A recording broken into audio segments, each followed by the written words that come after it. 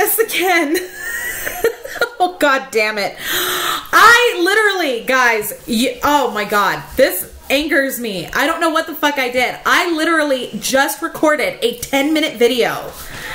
And right as I was getting into the good shit, I don't know what I did, but I erased the whole fucking video. I don't know how the fuck I did it. So now I'm really pissed because it was 10 minutes of material.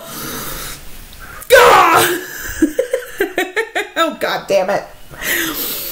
This has been an absolutely crazy month for me. I am so sorry that I haven't made a video up until now, because I gotta tell you, kids, it's been insanity. Okay, so get this, you know, sit down, get a cup of coffee, get a smoke, get a cruller, get whatever, and let's have a talk, okay? So about a month ago, I came down with bronchitis, and not only did I come down with bronchitis, she says as she lights a smoke, but I came down with laryngitis. So there was no way I was going to be making a video until that shit cleared up, right? Because I'm pretty sure that you wouldn't want to spend a whole 20 minutes listening to me do this, because that's what it was. You know, my kids loved it. They thought it was fucking hilarious. My 10-year-old was just picking on me constantly about my lack of voice, and I'm going, you little shit. I can't wait until she has kids, because oh my God, that's the mother's curse. You know that, right? The mother's curse is, I hope you have 5 more just like you. And yeah, I hope that child has 5 just like her, because then she'll know my pain. So I had that, and then just as I was coming out of that, I started my new job, and we were just coming out of me having bronchitis, and then bam, my whole family got the worst flu ever. Just complete crapola. And like every last one of us was nailed with it, with the exception of my husband, and we got nailed to the floor with it. And you know, of course, that tends to throw off the health statistics of the entire county. So all of us got nailed with it so bad that on Christmas Day, like, the adrenaline of it being Christmas carried my kids through the morning, you know, like all the presents and yay, happiness. And then long about the time that it was time for me to start cooking, I realized that none of us were going to eat. We were laid the fuck out. It ended up being all of us in the living room, parked on various pieces of furniture, watching Christmas movies and drinking broth, because we couldn't stomach the thought of an actual dinner. We ended up having our Christmas dinner like 2 days later because it wasn't going to happen. So that was fun. And it took roughly about 2 weeks for me to completely come out of that. In the meantime, we've had 3 birthdays in my family. So we had my youngest daughter, and then me, and then my youngest son. God damn it. And then my new term started, and you know, normally they're like, okay, so I read a lot. Like enough where Kindle Unlimited actually is a valid expenditure every month, because I will digest at least 3 to 4 books a week.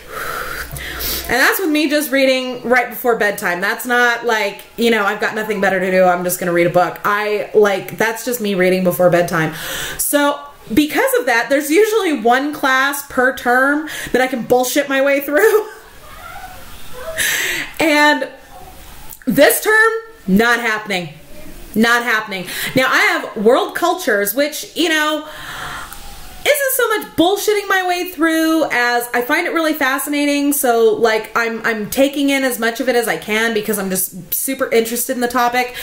But I have forensic psychology 333 and criminal procedure 320. So there is no way I'm bullshitting my way through this one. Like, this is the most intense semester I've had yet, and I still have statistics coming up, so yikes!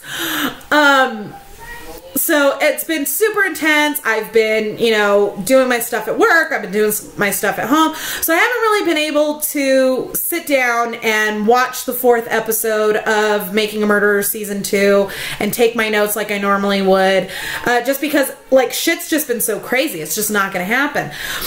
And then, you know, in the meantime, I have been releasing some of the pieces of the David Thorne case file on my Twitter, and that has actually gotten a fair amount of attention for that case, which is fucking awesome, because I've been trying to tell you all this, and for whatever reason, you don't want to listen to me. David Thorne, the case of David Thorne is actually so much more fucked up than the Avery case. Lip Sense. I love Lip Sense. Today I'm wearing Napa. But, I don't know if I'm doing this wrong or what, but I seem to keep needing to apply the gloss, for, you know, the first, like, hour after I put it on, and, yeah, so, pardon me.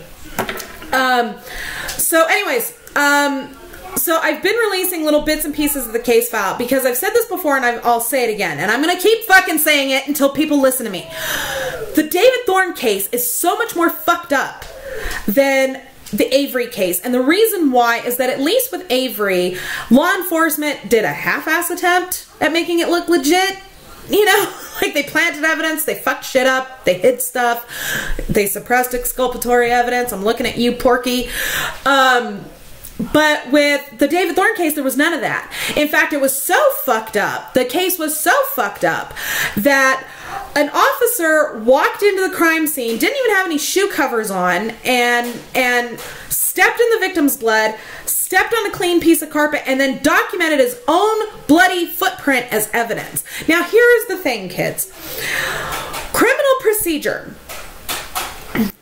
is the result of years and years and years of legal precedents, court rulings, things like that. So while laws vary from state to state to state, investigative procedure remains roughly static throughout the country. Therefore, despite the fact that I live in New Mexico and this case is in Ohio, I can tell you that the case was, that investigation was so badly run as to be laughable. Okay, it's so bad that Brent Turvey, in one of the books that he wrote, actually cited that case as the #1 way not to run an investigation. And he's one of the foremost experts on forensics in the country. Okay? Okay. So I've been releasing some of those case files on my Twitter. I'll leave a link down below in the description for y'all. And I swear to God, if you guys start looking at these bits of the case file, it's gonna blow your mind. Because here's the thing. Stephen Avery and Brendan Dassey, their cases are fucking insane, and their cases are going to lead to some really life-changing and criminal justice reform changing legal precedents. And that's fucking amazing. But here's the thing. They are in the best possible position that a wrongfully convicted inmate could be in right now. They've got not only the best fucking attorneys on their cases, but they've got the entire world putting pressure on the Wisconsin DOJ, on the Wisconsin court system. So they're in the best possible place they can be in right now. In the meantime, we've got David Thorne over there, who's been in prison for 19 years. 19 years! For, not even for the fucking murder itself, for conspiracy. Life without parole.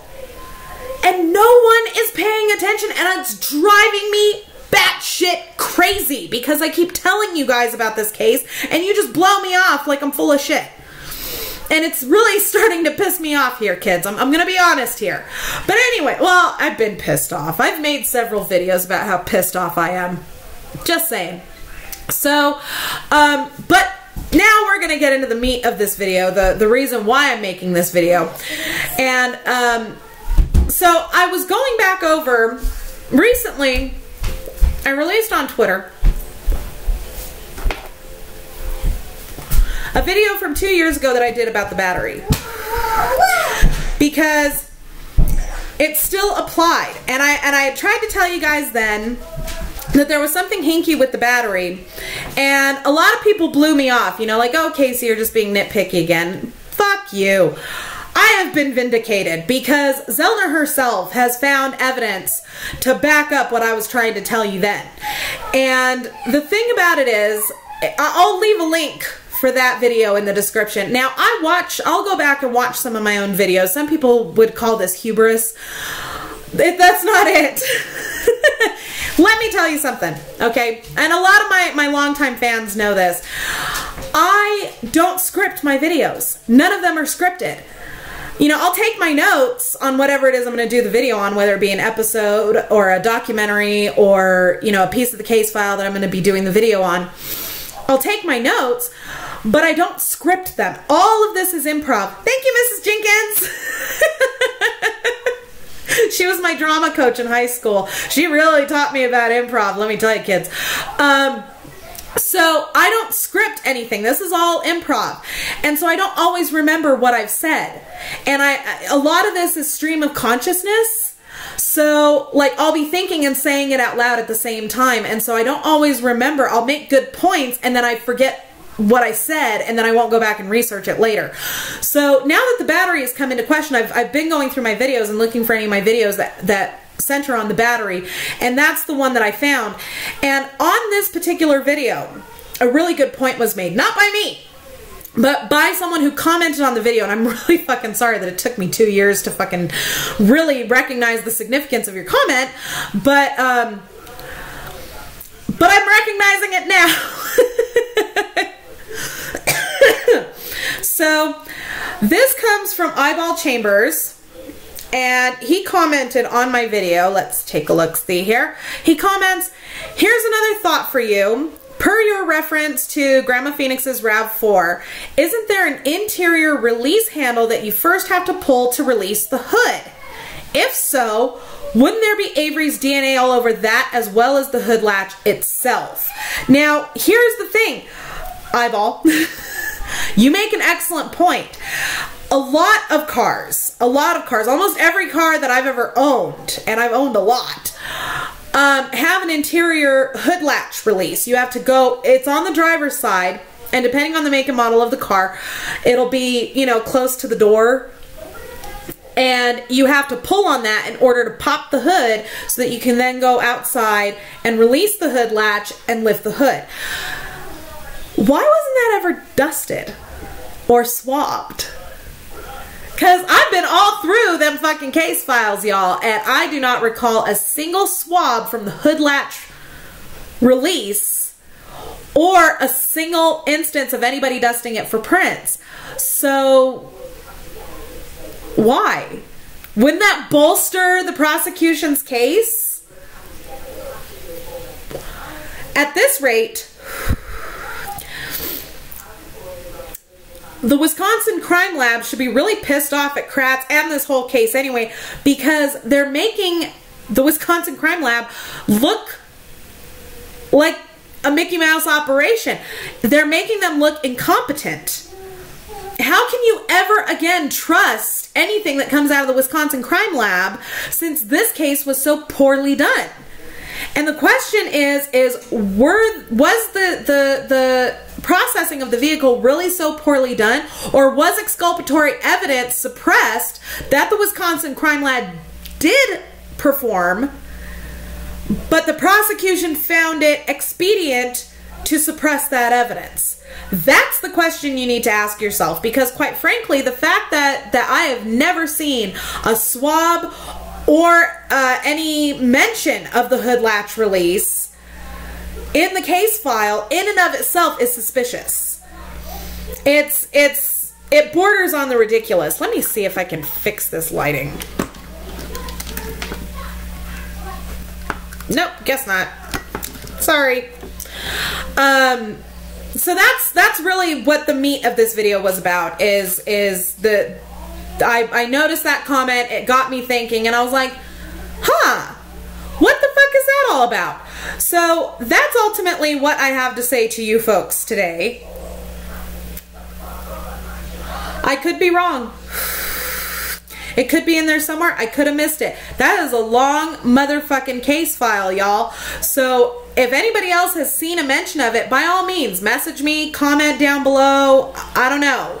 But I have not seen a single mention of that hood latch release anywhere in the case file that I personally went through. So if you've seen it, by all means, let me know. I would love to take a look and correct myself. But I've been through that case file with a fine-toothed comb. I haven't seen it. Just saying. Just saying. So anyways, kids, I am gonna go. I've got some homework I gotta do. I'm working the night shift tonight. Joy. Gotta get the kids dinner in the oven. So I will be trying to get to making you guys another video very, very soon. I love you all. Thank you all very much for watching. Don't forget to subscribe to me here on YouTube. Don't forget to follow me on Twitter, Mama Phoenix 6. The link will be down below in the description so y'all can check out the David Thorne case files. And if you boogie on over to the About page here on my channel, you'll find everything from my Pinterest boards to my Facebook fan page. Thank you all very much for watching, and we'll see you soon.